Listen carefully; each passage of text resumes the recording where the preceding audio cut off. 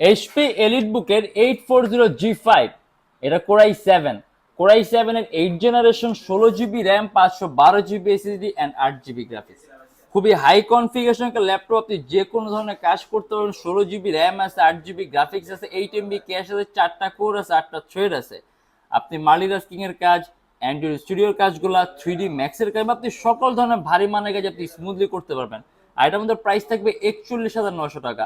খুবই common are popular একটা model আমাদের কাছে। এটা G5i5 আছে, G5i7 আছে। আজকে ভিডিওতে আমরা নিয়ে আসছি কোরাই 7টা।